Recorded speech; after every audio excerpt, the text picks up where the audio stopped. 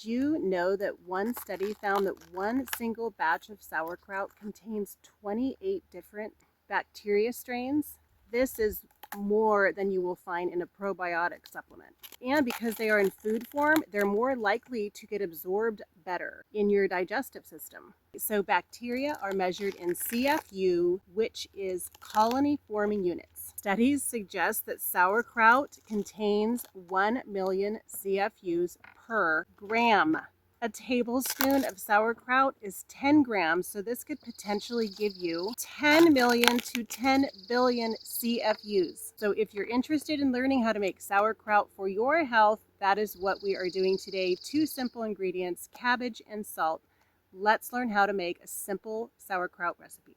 All right, so the first thing I like to do is take off the outer leaves of the cabbage. Now, another great thing about sauerkraut is it is very high in fiber. All right, so everybody has their own way of cutting the cabbage how they like. What I like to do is just cut it into fourths because I'm going to be saving this for my weight once it gets packed in my jar. So this is kind of a free option for a weight if you don't have the glass weight or anything else to push your cabbage down into its juices. I just save this little square part. It works great. All right, so nothing too fancy here. You're just going to cut your cabbage as thin as you want it. Some people like it really thin and some people don't care. So really it's your preference how you want to cut it, but you're just going to go ahead and start cutting your cabbage.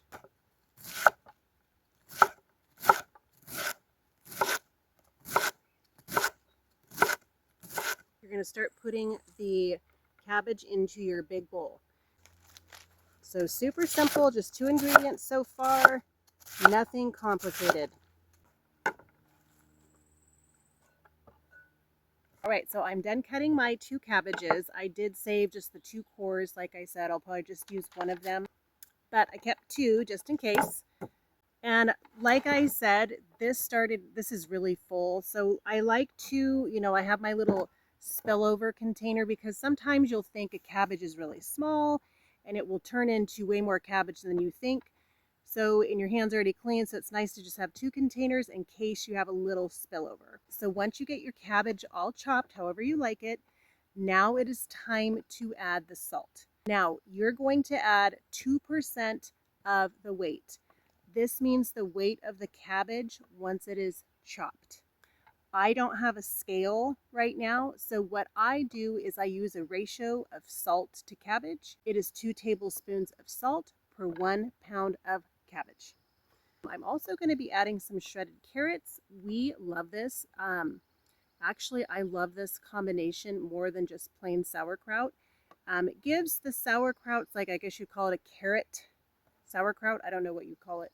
But it gives it kind of a different flavor and also more fiber and a beautiful color.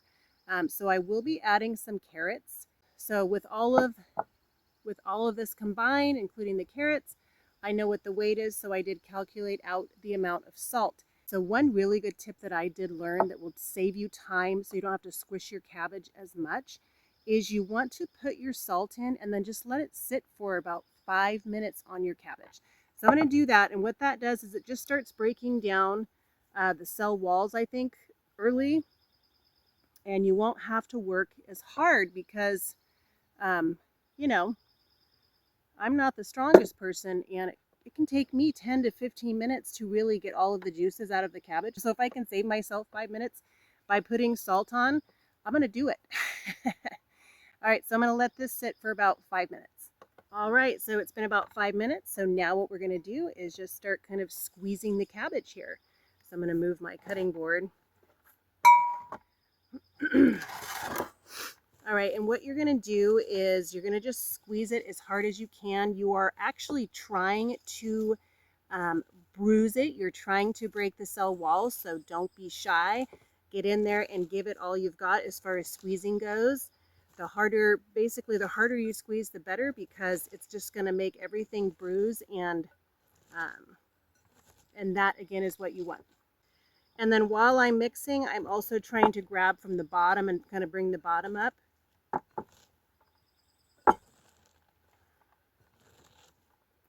So now it's squished down so much I was able to add my little reserve into this, and we're going to keep squishing. Now I'm going to be adding my carrots, and we'll blend it all in, and then we're going to put it in the mason jar.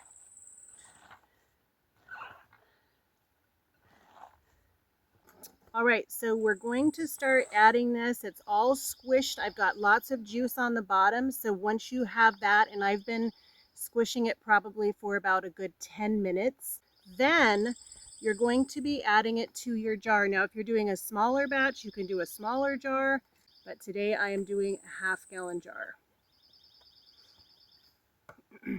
I would use a funnel, but I kind of forgot my funnel, and it's inside, so I'm just going to be putting it in with my hands here.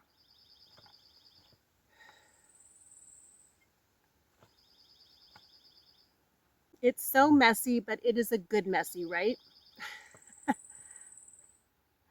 It's funny, my kids, we have lots of ferments going in the cabin. We've got apple cider vinegar.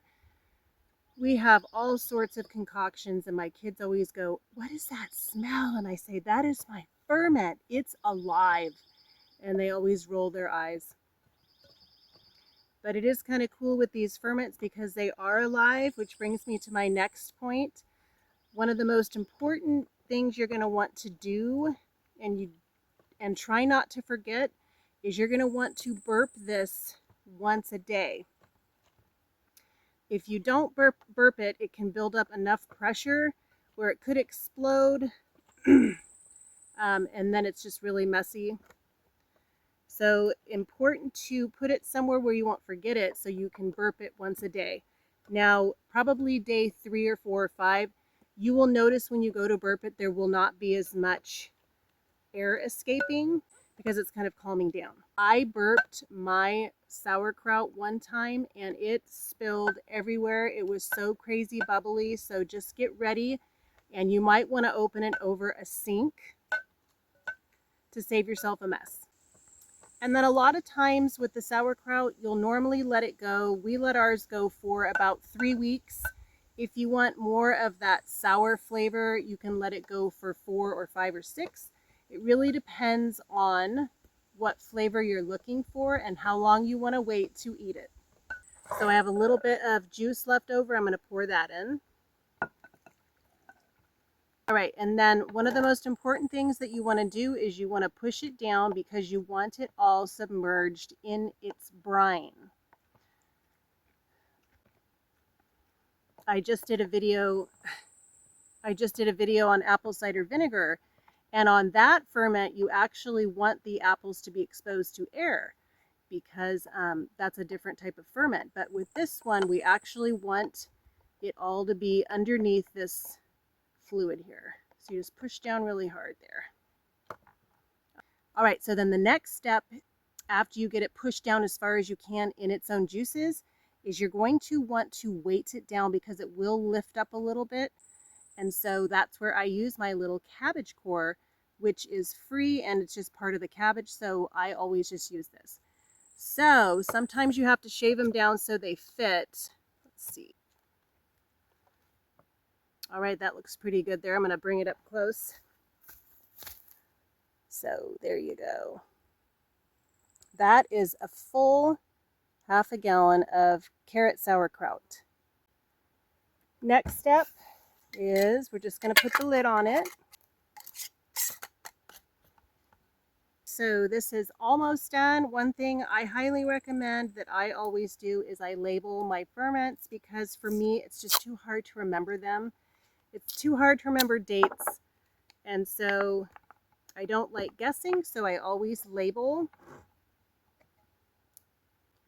So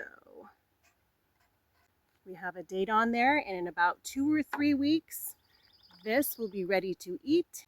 And that is how you make sauerkraut with cabbage and salt with 2 ingredients. I just added my carrots today because, well, I had to make it anyway. So, all right, guys, I'll see you on the next video. Thanks for watching.